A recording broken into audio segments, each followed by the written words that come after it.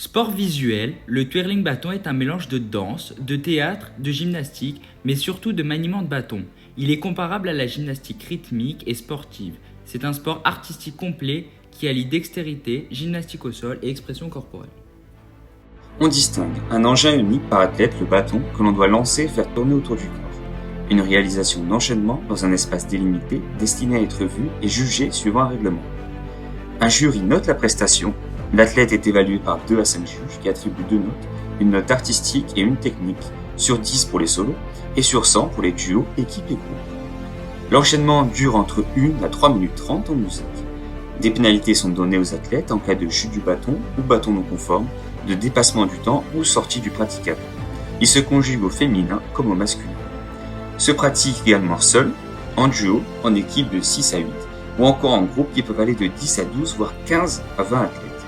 6 catégories d'âge, poussin, benjamin, minime, cadet, junior et junior élite, senior et senior élite. Lors des compétitions, les twirleuses doivent être en juste corps, maquillées et les cheveux tirés. Originaire du Siam, le twirling était pratiqué lors des danses religieuses. Il apparaît plus tard aux États-Unis à l'entre-deux-guerres et fait référence au mouvement tourbillonné en anglais. En 1961, Pierre Bell, jongleur professionnel américain, importe le twirling en France et en 1980, à sa mort, est créée la Fédération française de twirling bâton. Il faut savoir qu'en France, on peut observer 4 divisions. La Nationale 3 qui concerne les débutants, Nationale 2 les intermédiaires, Nationale 1 les athlètes de haut niveau et Nationale 1 élite les athlètes qui visent l'équipe de France. Et on peut observer 5 niveaux de compétition, donc les championnats départementaux, 2 ligues de France en concernant les quarts de finale, demi-finale et finale. On compte 3 millions d'adhérents dans 25 pays membres de la WBTS, World Bâton Twirling Federation.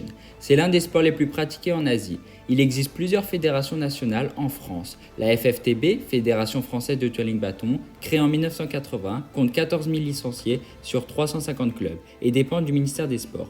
La NBTA ou FSNT, Fédération sportive nationale de twirling, créée en 1984, siège à Marseille, organisée en 12 régions. Elle gère les stages, les concours, la formation des cadres et les juges. La FSCF, Fédération sportive et culturelle française, organise une filière de championnat. Ces dernières années ont vu naître de grands champions reconnus dans le monde. Il faut aussi noter que chaque année, la technique de maniement du bâton devient de plus en plus perfectionnée. Toutefois, même si ce sport est de plus en plus médiatisé et progresse, il ne figure toujours pas aux Jeux Olympiques.